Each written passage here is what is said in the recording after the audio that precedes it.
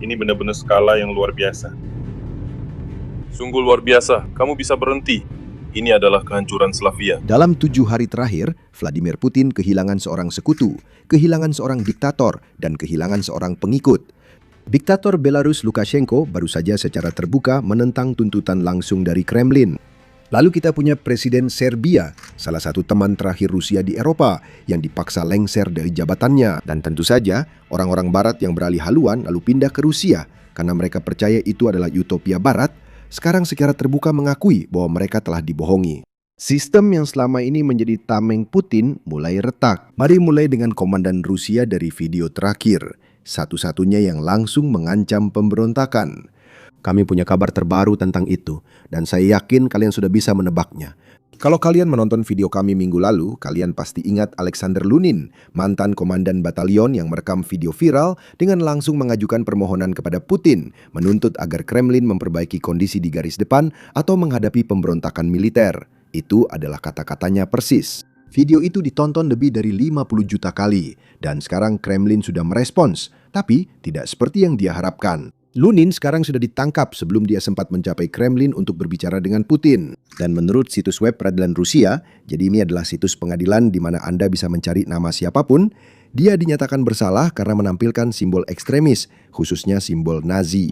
Saat ini informasi dari situs ini hanya menyebutkan dia ditangkap, sidang telah digelar dan putusan sudah keluar.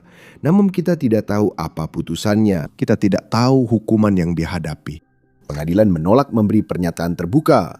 Saat jurnalis Rusia bertanya, pengadilan hanya bilang mereka tak membahasnya di depan umum, sehingga publik bisa menafsirkannya sendiri. Sekarang mari kita fokus pada jenis pengkhianatan lain yang dihadapi Putin, yakni pengkhianatan internasional dari Belarus. Sekitar seminggu lalu, laporan ini muncul di Wall Street Journal. Rusia sekarang menekan Belarus dengan keras untuk membuka front baru dalam perang Ukraina. Secara khusus, Kremlin ingin Belarus melakukan 3 hal. Pertama, mengizinkan Rusia meluncurkan drone dari wilayah Belarus, menciptakan ancaman dari utara yang memaksa Ukraina memindahkan pasukan dari front timur. Kedua, menjadi tempat persiapan untuk provokasi terhadap negara-negara NATO. Dan ketiga, kemungkinan mengerahkan pasukan Belarus untuk terlibat langsung dalam pertempuran. Putin pada dasarnya berkata, saya punya pengaruh karena Belarus secara finansial bergantung pada Rusia. Jadi Lukashenko harus mengikuti keinginan Rusia atau kehilangan kekuasaan. Nah, disinilah Ukraina mulai melakukan diplomasi sendiri dan mereka mulai melakukannya secara diam-diam. Intinya, memberitahu Belarus bahwa keterlibatan mereka dalam perang ini tidak baik untuk Lukashenko. Ukraina memiliki drone yang bahkan Rusia tidak bisa hentikan. Bagaimana Belarus akan melawan itu? Dan tebak apa? Itu benar-benar berhasil karena Lukashenko tampil di televisi internasional. Dia diwawancarai jurnalis internasional dan menjawab pertanyaan yang menurut saya tidak diharapkan Kremlin akan dia jawab. Pertama, dia secara terbuka mengatakan bahwa jika Ukraina mulai menyerang Belarus seperti mereka menyerang Rusia, ya tebak apa? Belarus tidak punya peluang. Dengarkan ini. Belarus sering muncul di media dalam beberapa minggu terakhir, terutama karena Presiden Ukraina Volodymyr Zelensky telah memperingatkan bahwa Rusia berencana melancarkan serangan baru ke Ukraina dari Belarus. Apakah Presiden Putin telah membicarakan kemungkinan ini dengan Anda? Apakah dia mendorong untuk membuka front baru dari Belarus? Ya, kami membahas masalah ini dengan Putin, tapi tidak seperti yang dibicarakan oleh media massa. Kami sering berbicara dengan Presiden Putin tentang fakta bahwa tidak dapat diterima jika perang di Ukraina meluas ke Belarus. Yang paling utama, Belarus, kami tidak ingin ikut serta dalam perang. Belarus rentan dari sudut pandang militer jika Ukraina mulai menyerang Belarus seperti mereka menyerang Rusia. Karena dari sudut pandang angkatan bersenjata Ukraina, Belarus berada dalam jangkauan. Dan kami memahami bahwa semua fasilitas logistik dan produksi kami bisa saja menjadi sasaran serangan. Dan omong-omong, Ukraina telah menyatakan bahwa mereka sudah memiliki 500 target di wilayah Belarus. Ini bukan klaim gila. Coba pikirkan, saya yakin semua pertahanan udara Belarus sudah dipindahkan ke Moskow untuk melindungi Putin dan kroni-kroninya. Itu berarti Belarus, yang sejak awal memang tidak punya banyak pertahanan udara, kemungkinan besar sekarang semakin sedikit, lebih sedikit dari biasanya. Selain itu, mereka juga belum berpengalaman dalam perang drone yang muncul akibat konflik Rusia-Ukraina. Ukraina telah sangat mahir dalam hal ini selama 4 tahun terakhir dan mengalahkan Rusia. Belarus tidak akan punya peluang. Wawancaranya pun belum berakhir. Lukashenko terus berbicara dan memperburuk keadaan. Di bagian selanjutnya, dia pada dasarnya mengatakan bahwa, "Hey, Rusia sebenarnya tidak pernah menggunakan wilayah Belarus untuk menyerang Ukraina," yang tentu saja tidak benar. Tapi selain itu, dia juga mengatakan bahwa jika perang ini meluas, Rusia sama sekali tidak punya peluang untuk benar-benar melindungi Belarus. Dengarkan baik-baik. Orang-orang Belarus tidak menginginkan perang. Karena orang-orang Belarus sangat menderita dalam perang-perang sebelumnya, banyak warga sipil yang terbunuh. Dan yang ketiga, jika Rusia menyerang Kiev dari wilayah Belarus, maka garis depan untuk Rusia dan akibatnya juga untuk Belarus akan bertambah sepanjang 1.500 km di sepanjang perbatasan Belarus, Rusia, dan Belarus-Ukraina. Kami tidak bisa melindungi bagian perbatasan ini, terutama jika pasukan bersenjata NATO, tentara NATO, dan negara-negara yang mendukung Ukraina menempatkan pasukan mereka di wilayah Ukraina. Sekarang, tentu saja, seperti yang bisa Anda tebak, Zelensky menanggapi semua klaim yang dibuat Lukashenko, dan inilah tanggapannya, silakan lihat. Ketika perang skala penuh dimulai, kami diserang oleh rudal yang menewaskan anak-anak dan orang dewasa, dan Lukashenko tahu hal ini. Sejumlah besar rudal diluncurkan dari Belarusia. Dia menelpon Ukraina dan minta maaf, bilang itu di luar kendalinya. Saya tak percaya, tapi itu yang dia katakan. Kini Rusia akan mendorongnya semakin jauh ke dalam perang ini. Sekarang dia mengerti bahwa Ukraina akan membalas. Ini bukan tahun 2022. Ukraina memiliki lebih dari cukup kemampuan tanpa mitra baratnya untuk melawan balik. Dan ini adalah sesuatu yang sedang dipelajari sendiri oleh Putin. Tapi bagaimanapun juga, mari kita lanjutkan dengan pernyataannya. Tidak perlu kata-kata tambahan. Ada pemancar ulang di menara komunikasinya. Di wilayahnya, di 2 daerah yang berbatasan dengan Ukraina, terdapat peralatan yang mengatur tembakan ke rakyat kami. Dia seharusnya mencabutnya. Saya pikir seminggu cukup baginya melakukan itu, karena setiap hari warga sipil kami dibunuh dan anak-anak kami terluka akibat hal ini. Jika dia tidak melakukannya, kami pun tidak. Sekarang saya akan jelaskan maksud Zelensky di sini. Selama 4 tahun terakhir, Ukraina membangun pertahanan dan sistem melawan drone Rusia. Dan banyak dari sistem-sistem itu, seperti yang Anda tahu, ditempatkan di perbatasan timur, perbatasan mereka dengan Rusia. Untuk mengatasi hal ini, sebagai tanggapan terhadap strategi ini, yang dilakukan Rusia sekarang adalah menggunakan perbatasan Belarusia untuk menerbangkan drone mereka lebih jauh ke dalam Ukraina dan kemudian melintasi perbatasan Ukraina. Mereka meluncurkan drone dari Rusia, lalu drone itu terbang menyusuri perbatasan Belarusia, tetap di wilayah Belarusia, lalu berbelok tajam dan menyerang kota di Ukraina. Selain itu ada pemancar ulang, yaitu teknologi radio yang membantu Rusia berkomunikasi lebih baik dengan drone. Jadi jika Ukraina mencoba mengacaukan sinyal atau melakukan hal seperti itu, pemancar ulang ini pada dasarnya mengurangi kemungkinan sinyal drone itu terganggu karena mereka lebih dekat dengan drone. Dengan begitu, Rusia memiliki lebih banyak kendali atas drone-drone tersebut. Sekarang Zelensky mengatakan bahwa, hey, jika kalian benar-benar ingin membantu Ukraina, yang harus kalian lakukan adalah menonaktifkan teknologi-teknologi ini agar Rusia tidak bisa memanfaatkan hal-hal yang ada di dalam Belarus untuk menyerang warga sipil Ukraina. Sekarang, Lukashenko sebenarnya menanggapi permintaan ini, dan kita tahu itu dari media Rusia. Mereka yang membuat keributan besar tentang hal ini. Sebelum kita membahas tanggapan itu, saya ingin menunjukkan Lukashenko meminta maaf kepada Zelensky karena sadar posisinya bisa terancam jika tidak melakukannya. Silakan dengarkan. Mereka mulai mengancam saya. Saya harus merespons. Jika Vladimir Alexandrovich tersinggung, saya minta maaf kepadanya atas kata-kata tersebut. Mungkin saya seharusnya tidak melakukannya, mengingat dia sedang berperang. Mungkin saya seharusnya tidak berbicara sekeras itu tentang hal tersebut. Tapi di sisi lain, dia harus mengerti bahwa kita sering mengatakan, siapa menanam, dia menuai. Oleh karena itu, seseorang harus lebih berhati-hati dan waspada. Selain itu, dia paham betul. Saya tekankan sekali lagi bahwa tidak boleh mengharapkan tindakan militer apapun dari Belarus dan terutama dari saya. Sejak hari-hari pertama perang, saya menyarankan cara mencapai kesepakatan dan menciptakan perdamaian. Sekarang, ini bukan permintaan maaf kosong, dan izinkan saya tunjukkan maksud saya. Tepat setelah wawancara ini ditayangkan dan tepat setelah Zelensky membuat permintaannya tentang, hey, cabut pemancar ulang ini, Tebak apa yang terjadi? Blogger militer Rusia mengonfirmasi bahwa Belarus benar-benar telah menutup operasi MTS, yaitu operator telekomunikasi Rusia yang memiliki infrastruktur di dalam Belarus. Anda mungkin dapat menebak bahwa Rusia memakai teknologi dan perusahaan ini untuk mengendalikan drone mereka lebih baik. Dan sekarang Rusia akan mengalami kesulitan lebih besar dan Ukraina akan lebih mudah dalam mempertahankan diri dari serangan drone. Sekarang tentu saja seperti yang saya sebutkan sebelumnya, berita ini berasal dari blogger perang Rusia dan mereka tidak punya insentif untuk berbohong demi membuat Ukraina terlihat baik. Mereka juga tidak punya insentif untuk berbohong demi membuat Belarus terlihat buruk. Faktanya, para blogger perang ini sangat marah karena mereka melihat ini sebagai penghinaan terhadap Putin, penghinaan terhadap Rusia. Pada dasarnya bukti bahwa pengaruh Rusia semakin melemah, bahkan di wilayah pengaruhnya sendiri. Lihatlah bagaimana reaksi mereka. Bagaimana perasaan para pensiunan Kremlin kita tentang hal ini? Sekutu kita sendiri mengacaukan negara kita dengan menutup MTS kita. Dasar pecundang tua Kremlin. Sudahlah, pensiun saja dan beri jalan untuk anak muda. Jelas, Belarus sedang melawan Rusia. Penting diingat, Lukashenko sangat bergantung pada Rusia secara finansial untuk mempertahankan kekuasaan. Saya yakin Rusia membantunya dengan gas murah dan mungkin uang juga. Jadi bagaimana dia akan melawan itu? Karena Putin masih punya pengaruh itu. Tapi coba tebak. Lukashenko sudah berkuasa lebih lama daripada umur saya. Dia telah menjadi diktator di negara itu sejak 1994, waktu yang sangat lama.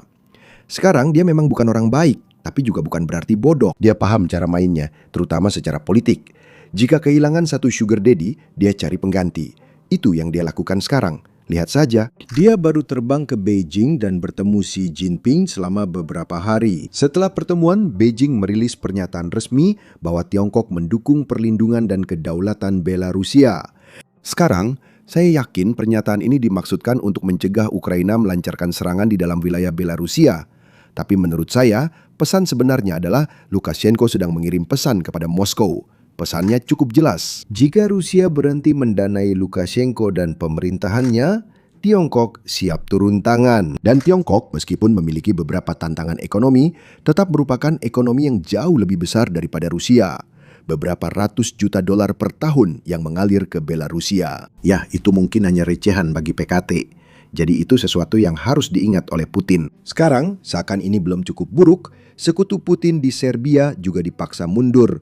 Namun sebelum membahas itu, mari kita cepat bahas segmen meme. Kalian sudah tahu aturannya. Jika kalian suka memenya, tekan tombol subscribe di bawah ini. Dan jika kalian sudah subscribe, cukup tekan tombol like di bawah ini. Itu benar-benar membantu channel kami di algoritma. Sekarang meme hari ini sedikit lebih dewasa. Tidak ada yang salah, hanya kata-katanya saja. Pertama, ini bukan meme, tapi kata-kata dari seorang blogger perang Rusia yang membahas situasi di Moskow dan Crimea. Mengatakan, teman-teman, inilah situasinya. Kita selalu dikerjai dan menerimanya begitu saja. Lucu juga, ini bahkan bukan meme. Saya yakin dia memang serius saat mengatakannya. Selanjutnya adalah cuplikan Moskow yang terbakar, kilang minyak Rusia yang terbakar hebat, lalu seseorang membagikan satu kata dari kamus Rusia. Tahukah kalian, Rusia punya satu kata untuk frasa cari gara-gara dan rasakan akibatnya. Saya yakin akan salah mengucapkannya, tapi kata itu adalah dobyo bivlas. Saya tidak tahu benar atau tidak pengucapannya, semoga kalian bisa lihat di layar. Ini mengingatkan saya pada kata Jerman yang sulit saya ucapkan, Schadenfreude, yang artinya senang atas kesialan orang lain. Saya rasa banyak penonton channel ini senang melihat kesialan Putin, termasuk saya. Namun, saya tetap pikir kata itu penting untuk dipelajari. Mari kita kembali fokus ke topik serius. Sekarang sebelum kita membahas tentang Presiden Serbia yang dipaksa mengundurkan diri, mari kita bicara tentang sekutu terbesar Putin, Tiongkok dan Xi Jinping. Dan tebak apa? PKT bisa melihat kemana arah perang ini. Dan sekarang Tiongkok sangat mendesak Putin untuk kembali ke meja perundingan dan mengakhiri perang. Sekarang tentu saja disinilah kita harus jelas. Tiongkok sebenarnya lebih memilih perang ini berlanjut daripada berhenti, karena Tiongkok sangat diuntungkan dari perang ini. Tiongkok menjual drone ke kedua belah pihak, Ukraina dan Rusia. Selain itu, Tiongkok juga mendapatkan diskon besar-besaran untuk minyak Rusia. Dan tentu saja, seperti yang kita bicarakan di awal video, banyak sekutu tradisional Rusia sekarang mulai memandang Tiongkok sebagai kakak besar mereka. Jadi Tiongkok diuntungkan di hampir semua aspek. Mereka lebih memilih perang ini terus berlanjut daripada berhenti. Namun, mereka tak bisa membiarkan Rusia kalah karena itu akan melemahkan blok mereka. Jadi sekarang ketika mereka melihat Rusia agak kesulitan, mereka memberi tekanan pada Putin untuk bernegosiasi mencapai semacam gencatan senjata, di mana dia tetap berkuasa. Mari kita bahas Presiden Serbia Aleksandar Vučić yang baru saja mengumumkan pengunduran diri dan akan ada pemilihan khusus dalam beberapa minggu. Sekarang, untuk memahami mengapa hal ini penting bagi Putin, kita perlu memahami dua hal. Pertama, mengapa Vučić mundur? Dan kedua, seperti apa hubungan yang dia miliki dengan Rusia? Mari kita mulai dengan yang pertama. Tentu saja, Vučić tidak dipaksa mundur karena perang di Ukraina. Serbia telah menghadapi protes anti-pemerintah sejak November 2025. Protes dimulai akibat skandal korupsi terkait stasiun kereta api baru yang atapnya runtuh beberapa bulan setelah dibangun dan menewaskan beberapa orang. Dan penyelidikan mengungkapkan bahwa kontrak pemerintah tersebut diberikan berdasarkan suap dan, Anda tahu, gratifikasi. Awalnya pemerintah mencoba menutupi penyelidikan itu yang justru memperbesar protes. Selama ini, Vučić terus melawan hal tersebut. Dia berkata, "Hei, saya tidak terlibat dan tidak akan mundur." Padahal para demonstran menuntut pengunduran dirinya.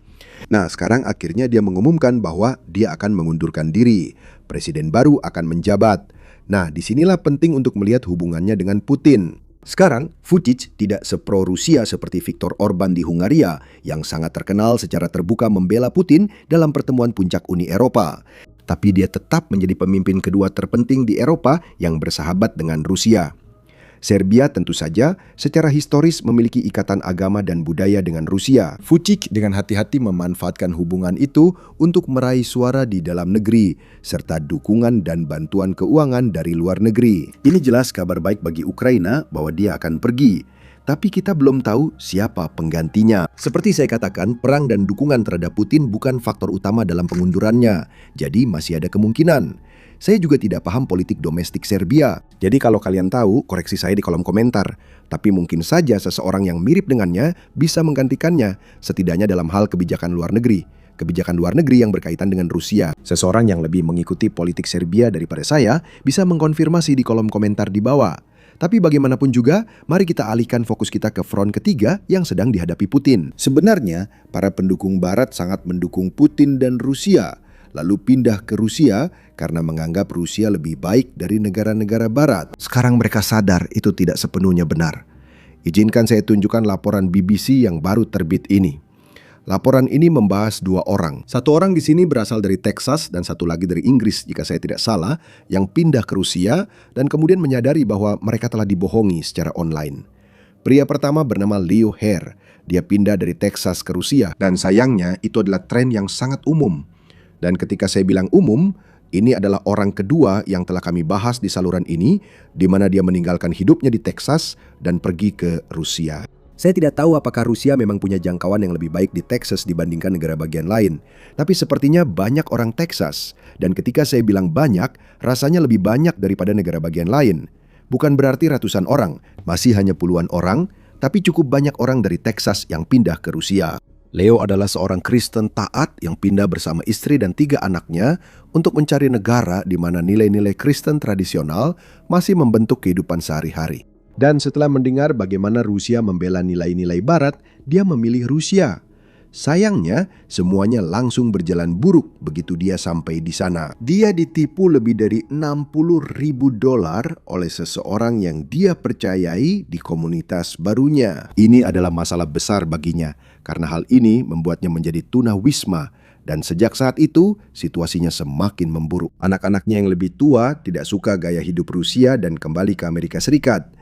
Istrinya pun sudah tidak tinggal bersamanya. Sekarang dia hidup sendirian, terjebak di sebuah negara di mana dia mulai merasa kecewa. Sekarang saya ingin menekankan, Leo memberikan wawancara ini kepada BBC. Jadi ada kutipan langsung darinya, tetapi dia mengatakan bahwa dia tidak memiliki masalah dengan orang Rusia biasa. Bahkan dia mengatakan bahwa mereka adalah orang-orang yang sangat baik, sangat ramah.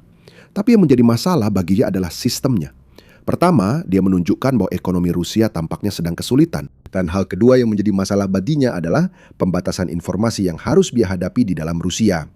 Sekarang, ini adalah kutipan langsung darinya yang sedang saya bacakan, oke? Ia mengatakan bahwa di Rusia, nilai-nilai hak asasi manusia tidak seperti di Amerika Serikat. Dia juga menyatakan merindukan kebebasan yang membentuk kepribadian orang Amerika. Selain itu ada pria kedua yang pindah dari Inggris ke Rusia untuk mencari hubungan tradisional. Dia bilang Rusia bukan utopia seperti yang digambarkan di media sosial. Dia menegaskan banyak rumah tangga orang tua tunggal di Rusia dan tingkat perceraian tidak seperti yang dikatakan influencer barat sebelum dia pindah. Lalu, dia secara terbuka mengkritik influencer Amerika dan Inggris yang terus mempromosikan citra Rusia yang dipoles kepada audiens mereka. Dia bilang ada orang-orang seperti dirinya yang pindah karena propaganda, lalu sadar semua itu hanya propaganda. Sekarang, BCD lah penting untuk menunjukkan bahwa kami sering mengkritik Rusia di saluran ini. Tapi satu hal yang benar-benar sangat mereka kuasai adalah propaganda. Mereka mungkin lebih unggul dari Amerika Serikat, Tiongkok, bahkan gabungan negara lain. Itulah salah satu alasan kami berkarya di saluran ini, melawan propaganda Rusia dan kebohongan yang mereka sebarkan. Bahkan lebih hebat, saya punya mantan Navy SEAL, Chuck Farr, yang jauh lebih paham soal militer daripada saya. Dan dia menjelaskan secara rinci bagaimana cerita Rusia tentang militer mereka sebenarnya tidak sesuai dengan perilaku mereka di garis depan. Berikut cuplikan eksklusif untuk anggota. Chuck Farr membedah rekaman medan perang dalam segmen yang kami sebut Bedah Medan Perang. Silakan simak. Ya, jadi di sini kita punya, saya yakin ini adalah rekaman satu tank Leopard yang menghadapi dua barisan kendaraan lapis baja Rusia. Orang ini akan melakukan sesuatu yang sangat cerdas di awal cuplikan ini. Dia bisa memilih salah satu dari 3 target pertama di sini. Dia akan menunggu sampai satu target menghalangi satu-satunya jalur keluar, lalu dia menyingkirkannya. Jadi, tepat di sana, dia telah memblokir satu-satunya jalan lain menuju dirinya. Jadi dia sudah memaksa semua kendaraan lain untuk datang lurus ke arahnya. Tadi ada yang meleset di situ, tapi tidak pada yang kedua. Jadi sekarang orang ini berbelok dan dia memutar lapisan bajanya ke samping. Perlindungan baja terbaiknya adalah dari depan. Sekarang dia memutar sisi yang rentan ke arah lawan dan bam, dia kena. Lihat apa yang saya katakan tentang mereka yang dipaksa masuk ke jalur itu. Sekarang, mereka tidak punya jalan keluar atau tempat untuk berbalik. Kita sudah membahas ini sebelumnya. Ini maneuver crossing the T. Pada huruf T, mereka adalah garis vertikalnya. Garis horizontalnya ditempati oleh Leopard. Jadi yang harus dia lakukan, dia bahkan tidak perlu menggerakkan meriamnya terlalu jauh. Cukup ubah elevasinya. Dia akan menghancurkan tank pertama, lalu tank ketiga, keempat, dan kelima. Saat mereka kabur, dia akan menembak semuanya dari belakang. Oke, di sana kita lihat bahan pendorong terbakar. Lihat semburan api dari palka itu? Ya, itu bahan pendorong yang terbakar di dalam kubah. Oke, itu dia Leopard kita.